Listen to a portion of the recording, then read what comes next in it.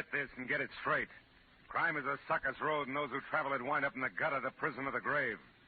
There was a gorgeous tapestry found under a tomb, and they were all after it.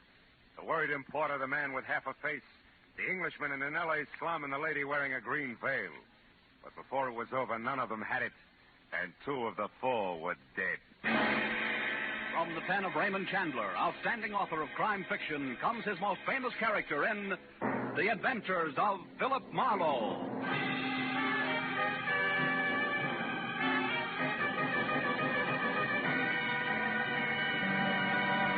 Now, with Gerald Moore, starred as Phillip Marlowe, we bring you tonight's transcribed story, The Baton Sinister.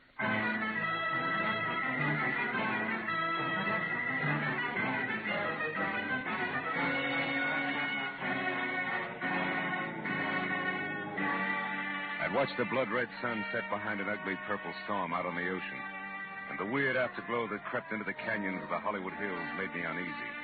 Added emphasis to the disquieting phone call I received at my office from a man named Pollard Schindler, whom I knew was a very capable worldwide broker of bizarre art objects. In words that fell over each other in urgency, he asked me to meet him at my place at once. As I drove to my apartment, I figured the trouble lay ahead.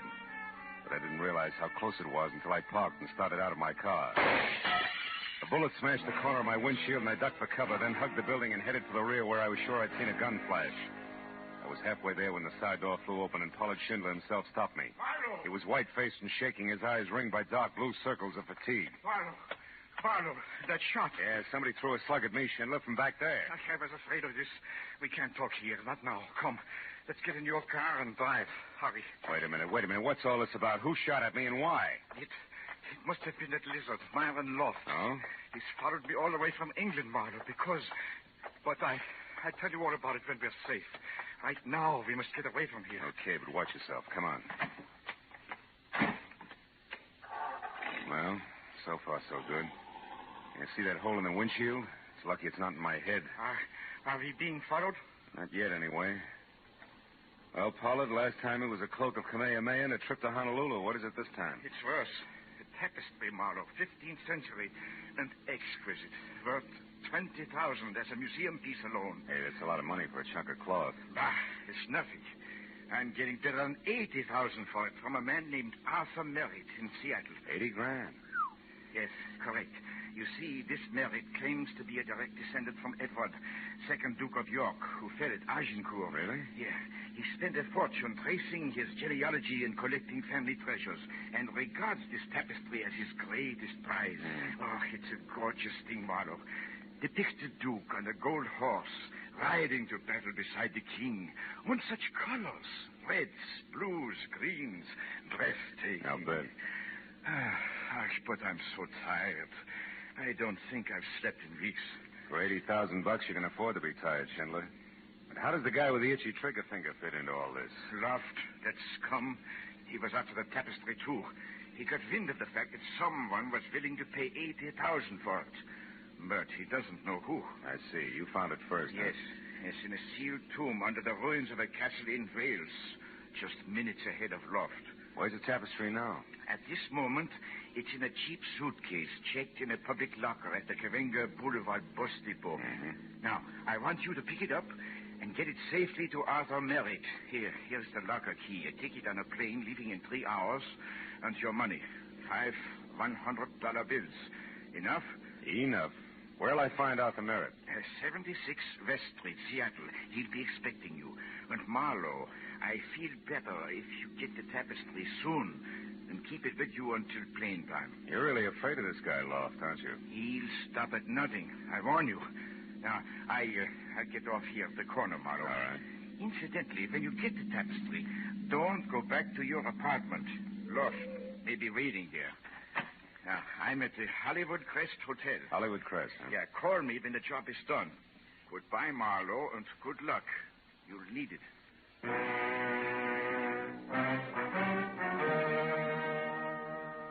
The key Schindler left was numbered 410, so I drove to the bus station and went in. A casual walkthrough showed me that locker number 410 was the last on the left. Then I ambled over to the lunch counter, ordered a sandwich and coffee, and sat down to case the rest of the customers. Finally, I spotted him. A dark man in ragged clothes with a profile out of Western Asia who was also watching number 410. The profile glanced around nervously and looked away fast when he caught me watching him. I eased the key to 410 out of my pocket and slipped it under my sandwich. Told the waitress I'd be right back and started toward him. He saw me coming and made for the back exit, broke into a run. When he got to the door, we played follow the leader down the tunnel to the alley behind the bus barn and around the corner. There the game stopped. Because a claw that belonged on a lobster reached out, grabbed me by the shirt front, and pulled me up against 18 inches of curved Damascus steel, sharp enough to shave with. I knew then why he'd shown me only his profile. Half his face was handsome, the other half. Well, when he spoke, he hissed through the flexible half of his mouth. Stand still, my friend, or I slit your gizzard for you. Where is Myron Loft? I don't know. I never met the man. Up close, that is. Liar, you are working for him. Keep using that knife of punctuation, pal, and I'll admit anything. I followed the fat German. I watched him put the tapestry in one of those lockers inside. Therefore, I knew that Loft or his hireling wouldn't be far behind. You mean me or off base? What's Myron Loft to you? What indeed? Only I know the true value of that tapestry. For it was I who paid for it, with half my face and half my mind. But before I'm through, Loft will know, too. Where is he? I don't know, but I wish I were with him. Shall I kill you for being stupid? Go to Loft and tell him that Akkad is not dead, but has come back to teach him the price of treachery. This will surprise him, no doubt, huh? He murdered me, so I would not talk. He left me for dead. Sent me hurtling, unconscious off a bridge in a truck of blazing oil. It made me like this. Claw for a hand, a face to frighten demons. But it did not kill me. Nice guy, Loft. And the tapestry itself. Tell him it will bring him nothing but despair. For I have put a curse of worthlessness on it that... A car. There, from the alley. The shot. Did you see who it was, Akar? No, but I didn't have to see it to know. He thinks he has finished it now. But he is wrong. Look for the Baton Sinister. What? Look for what, Akar? In the Duke's shield, the Baton Sinister. Akar.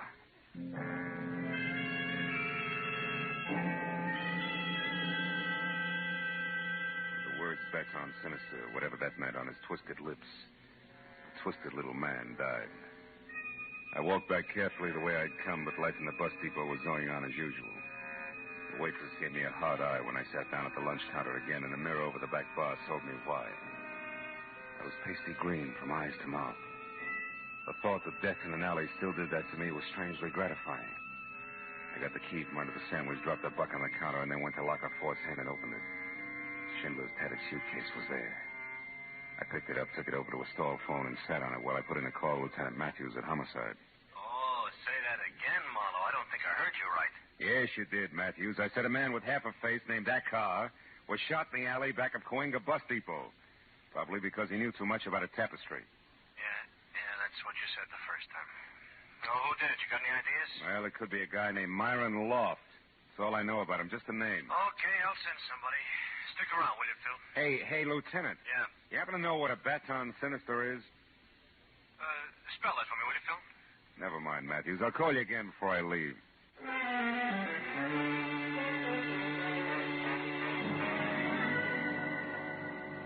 When I left the bus depot, I drove to my office, took the suitcase upstairs, and after I locked myself in, I opened it under the lamp on my desk. Folds of dazzling cloth spilled out. I remembered Schindler saying Duke was riding a gold horse, so I looked for that. Yeah, it was easy to spot. And from there, I located his shield. It was deep blue with 3 white roses on one side and a red line on the other, and in the center, pointing diagonally from upper right to lower left, was a thin line of still deeper blue. That was all I had a chance to see. Because a hand in a rubber glove clamped a wet cloth over my face, and the sickly, sweet odor went through me. Like warm oil through a paper bag.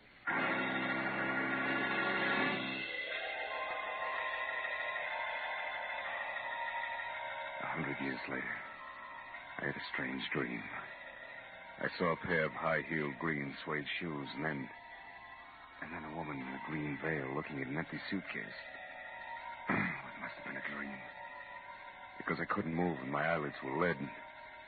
When the green veil and green shoes left, everything went black again.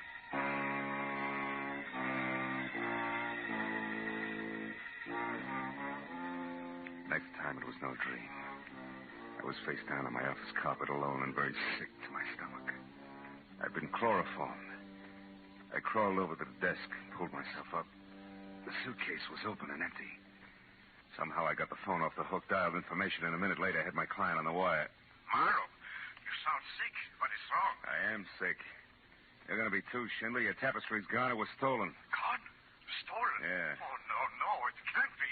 You blundering, stupid fool, Marlowe. Why did What did you say? I'm sorry, Phil. Screaming in hysteria won't get it back, will it? No. How did it happen? Well, I brought it up here to my office, but somebody was already in here laying for me. I was chloroformed and out for about half an hour. When I came to, it was gone. Now, listen. You know a man named Akar, horribly scarred from burns? Akar? No. Why? Did he get it? Yeah, not the way you think. He was killed at the bus station. What? Killed? Good heavens. Did Loft do it? I don't know. Akar thought so, and I'm getting tired of hearing that name Loft. Hey, incidentally, what's a Baton Sinister? Baton Sinister? Yeah. A mark in heraldry, but why that mark? Well, it might be important. What is it actually, Pollard? Well, it's simply a short line on a shield or a scutcheon. It runs diagonally from Sinister Chief to Dexter Base. What does that mean? From upper right to lower left, maybe? If you're facing the shield, yes. It's the mark of fraudulence. But why? Well, I was told to look for the Baton Sinister by, Hey, wait a minute, Pollard. Huh? What? There's something on the floor here. It looks like an envelope. Yeah. There's nothing in it, but it's addressed to... Holy smoke, this is addressed to Myron Loft, 946 South Grand Avenue, L.A. I knew it. I knew Loft was behind the theft, Marlowe. But now we've got a chance to get the tapestry back. Where is this Grand Avenue? It runs through a slum called Bunker Hill. Any cab driver knows it. I'm going down there now, Schindler. Good. I'll get there as soon as I can to cover you. And Marlowe, listen. The man is a devil. Be careful.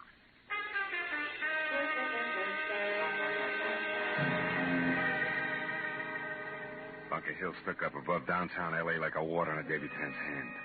The big street that had tunneled under it or bypassed it years ago left it nothing more than a dingy, isolated attic where the city's worn-out cast-offs finally end up to die. And the big hotels that open on the swank street below had all carefully turned their backs on the hill. I parked near Angel's Flight and walked on the odd-number side of the street until I spotted 946, a crumbling, yellow stucco rooming house that clung to the hill face from habit only. And I gave the windows a lot of attention to be sure no one was watching. And I went out to the corner, crossed, and came back. An anemic nightlight was on at the end of the hall. So I pushed my way through the smells toward a door with a grimy card that said office. I was about to knock when a voice purred from the landing on the stairs behind me. When you turn round, do it slowly, understand? Perfectly. I dare say you're Pollard Schindler's man. Could be. Which makes you Myron Loft, Yes, huh? I've been up on the roof watching you. I expected you'd come before long. I suppose you want the tapestry. Now, how'd you guess that? Then what price has Schindler decided to offer me? Price? You're kidding. Hardly. I don't enjoy humor.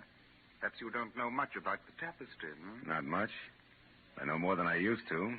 I had quite a chat with our car. Akar?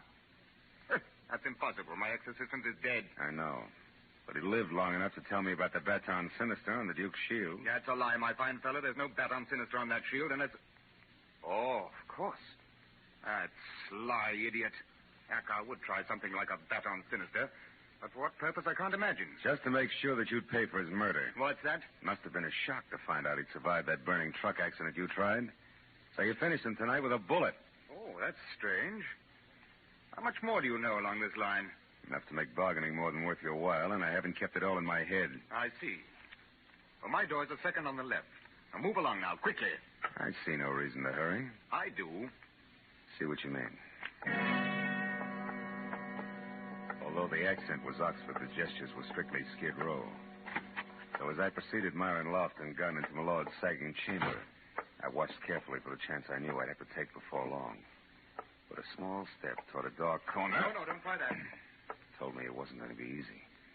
The gentleman with the flaccid voice was being very wary about me. Now turn about and face me, quickly. So wary about me, in fact, that the quiet footstep behind him went unnoticed. The footstep that had been made by a green suede pump that belonged to a lady with a veil, also green. I now knew I'd actually seen earlier in my office. When she took her next step, the gun she clenched in her expensively gloved hand was raised high. It came down hard. Girl of my dreams, I thank you. That was neat, and believe me, not a moment too soon. He's not dead, is he? No, he's just out cold. He's in deep freeze. But, aren't we being a little matter-of-fact about all this? We are. Did you expect tears? Well, from the veil, yes. That's where I'm probably being misled. I should concentrate on your green suede shoes. They seem to be more in character. And you seem to be quite ungrateful and gabby. So why don't we just move on some? Over there, that bundle. It could be the tapestry. The Hey, lady, you're not after it too, are you? No, I came here to save your life. Oh. I love you. That's charming. Come on, mister. Are we warm? Hot. Yeah, this is it, all right. Good. Now get back. Yeah. Away from it. Oh, no. Oh, yes. Way back. And for safekeeping, into that snug little closet there. Without so much as a peek? At the veil, I mean. Without so much as another word. Your mouth, I mean. Go on. Inside. It won't hold you for long, but I don't need long anymore.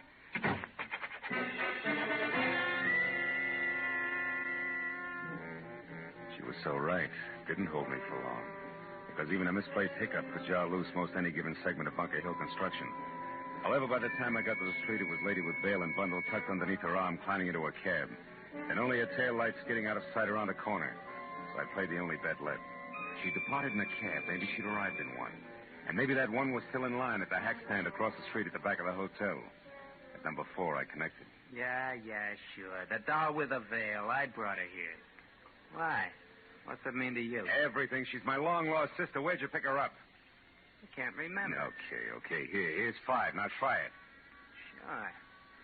It was the Sunset Gardens Hotel, Villa 12. Witches around on the side. But you know what else? No, what else? I'll bet this 5 she ain't really your sister at all.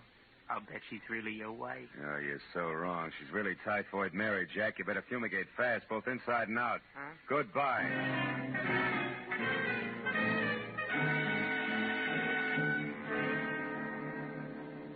I was 30 anxious minutes weaving my way through the thick westbound traffic that any snail could have easily outsprinted before I was finally parked away from Villa 12. Then out of my car and running toward the squat chunk of termite-proof Old Spain. But I hoped I'd again meet up with both the lady who wore a mosquito net for a hat and my client's hard-come-by drapery. But the bungalow in front of me said no such luck. Because it was dark, closed tight, and as quiet as snow falling all the way around. Until I was in the back, where each villa had its own junior picnic grounds, complete with barbecue pit. Then from somewhere behind me, I heard it. First the rattle of paper. Then a few footsteps, high heels, that I knew could be the green suede ones on flagstone. After that, over near the pit, liquid poured on wood, and then sudden flame. It was the lady whose shoes I knew all right, but this time no veil. Only a face that might have been pretty if it weren't for the prancing shadows the flames threw over an expression that was a little more than determination, a little less than psycho. I moved close to her quietly. And when she had the tapestry unwrapped and was ready to make a little offering to the fire gods, I took my cue.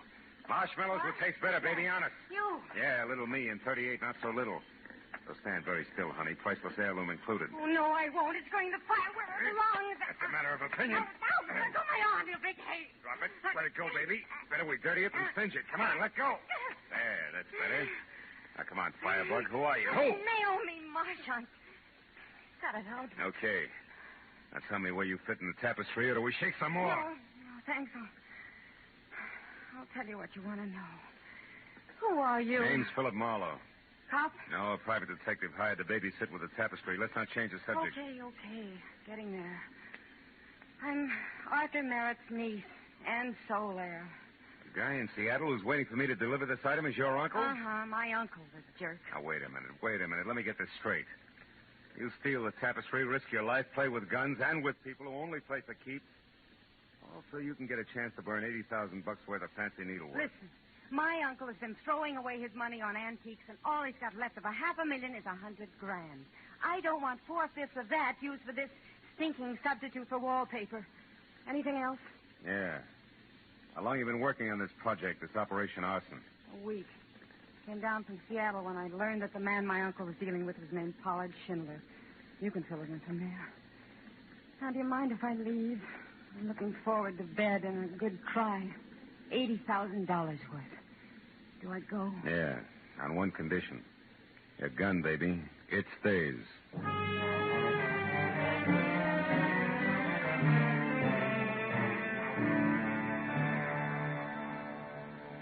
I watched watched her until she was around to the front of the bungalow and out of sight. Then I grabbed up the tapestry, started to fold it when a sudden flare from the fire threw a crazy spurt of light over the material on my arm. And I saw that on the shield that the Duke of Kent carried, there was no Baton Sinister. This was not the same tapestry I'd examined in my office. Right then, just to make things all the merrier, I once again heard from Naomi Martin. On the even chance that this was a trap, Naomi playing possum with healthy lungs, I ditched the tapestry in a nearby clump of trees, then gun in hand ran for the front door of Villa 12. I got there just as the gray convertible lights out roared off and Naomi was climbing back onto her feet. What took you so long? Now listen, you, the real tapestry, where is it? Oh, no, you're kidding. Baby, that number you just tried to burn is not the one I started out with tonight. It's minus Baton Sinister. Minus who? What are you talking about? Just this. Maybe you still have the tapestry and the routine with the flames was done with a phony and strictly for my benefit. And maybe you're nuts. Now you listen. What I told you before was the truth, nothing but. However, if it happens to work out that I walked off with a phony and you did likewise, I'm sorry. I'll bet. For the time being, I'll buy it that way. Now tell me what went on here. I was about to unlock the door when it happened. A hand with a rubber glove grabbed me. Wait a minute. Rubber glove? Rubber glove? Do we say everything twice? Whoever it was obviously didn't want to leave fingerprints. Oh, the smell of chloroform on his hands. Hey, come to think of it, I did get a whiff of something funny. How do you know about that? In my office when the tapestry was... Wait a minute, you were there. Didn't you get a look at him? No, there was only a single light on, and you were already out cold when I got there. Yeah, but you must have seen something. Sure, stars. After he took the tapestry, then laid an envelope of some kind next to you, I told him to reach way up. Got me piled into a heap on your office floor. The envelope he made ran. next to me. I followed, but I lost it. Hey, hold it. Back up, Naomi. What? Did you say he placed that envelope there next to me? That's what I said. See what I mean? We Cut it out, repeated. baby. I've got an idea, a thought. About a Baton Sinister and what's really going on. Also, it just occurred to me that Myron Loft might not remain unconscious forever. And that my client was going to cover me at Loft's place on Bunker Hill. Wait, where are you going, Marlowe? Once I pick up the tapestry I just hid, which may not be a phony, back to Bunker Hill. So long, kid.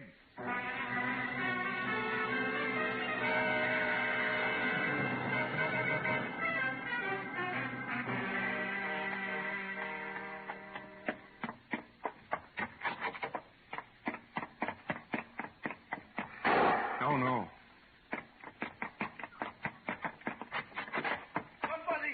Somebody call the police. Marlowe!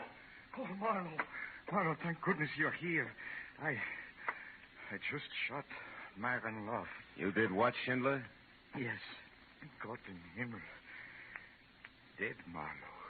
Hey, for the love of Pete, what's going on in this joint? Nothing you can help, sweetheart.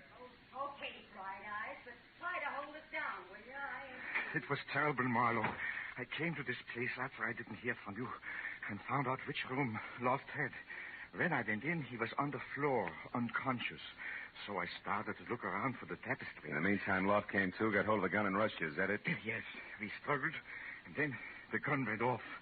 Oh, Marlowe, what should we do now? Call the police? Yeah, I'll take care of it. You go back into the room there and don't touch anything and see that nobody else does. All right, Marlowe. But you have the tapestry? Yeah, I got it, Schindler. Safe and sound. Your worries are over.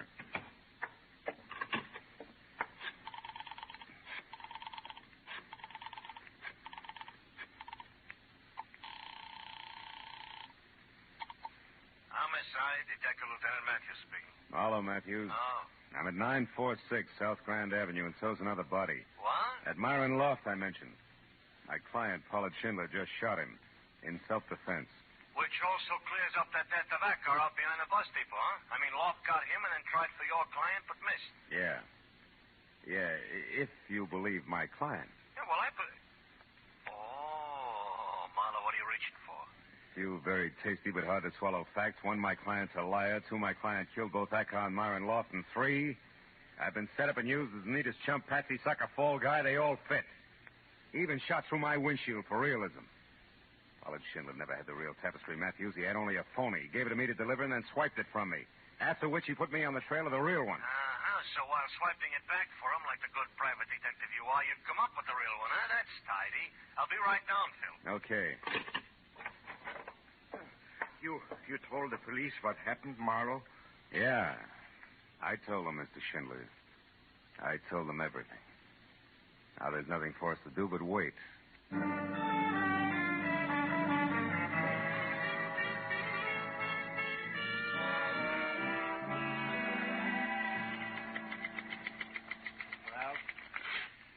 does it, Lieutenant. 7 full pages of confession from Mr. Pollard Schindler, a very crafty bird. Yeah, thanks, Mooney. Oh, bring that girl in a couple of minutes, will you? All right.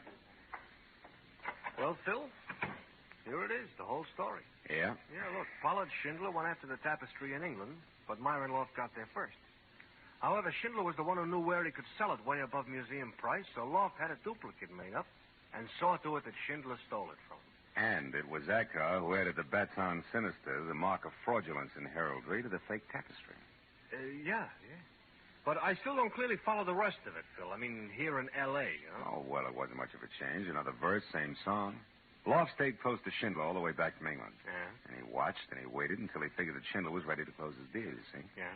Then he stepped forward and announced that the tapestry Schindler had was a phony. Oh. And that he'd given the real one for a healthy cut of the sale price. Uh-huh. And Loft couldn't go to Merritt direct because he didn't know who Merritt was. Sure. Oh. And from there it was me, the patsy, with the best of references. Oh. That do it for you? Yeah, just about.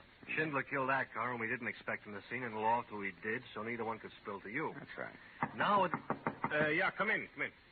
Now, when did you... Oh, just a minute, Miss Marchand, please. When did all this come across to you, Phil? When I got mixed up with the lovely lady here. She told me that the man who had chloroformed me in my office had carefully placed an envelope on the floor next to me. An envelope I later took as a clue. From that switch, I started to look around for others. Oh, great. Hooray for Campfire Girl me. What kind of a medal do I get? Yeah, you get a pretty nice one, Miss Marchand, thanks to Marlowe. You get freedom. You know, we could prefer charges against you. Like what? Like what? Like assault and battery for slugging Loft, grand larceny for the theft of the tapestry from Loft's place, attempted destruction of private property. Okay. I forgot about those things. Yeah. Thanks, Marlowe. Thanks, Marlowe. Is that your official statement? No more? Not even I'm sorry before you go? Well, yes. I'm sorry, all right. Real sorry that I missed. Goodbye.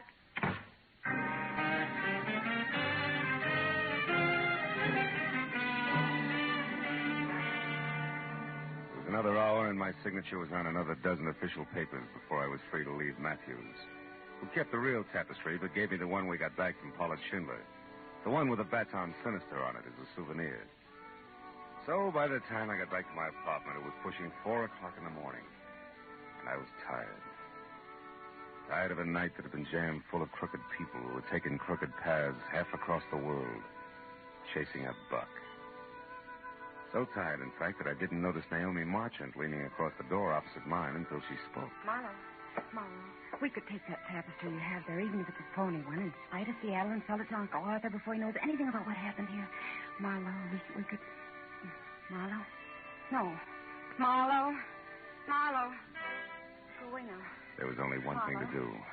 Put both hands firm on her shoulders, spin the girl around and across my knees. Don't you spank me! Oh, well. I was too tired for even that.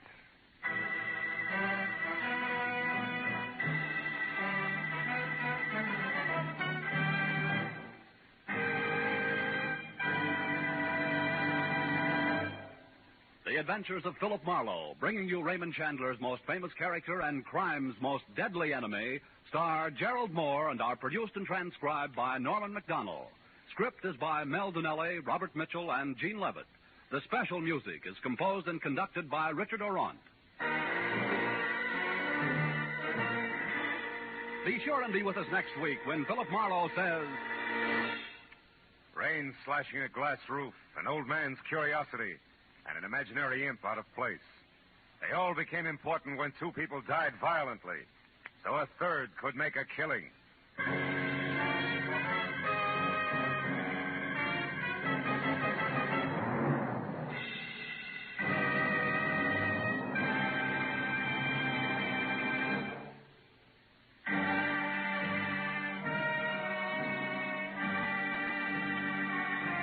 Paul Masterson speaking.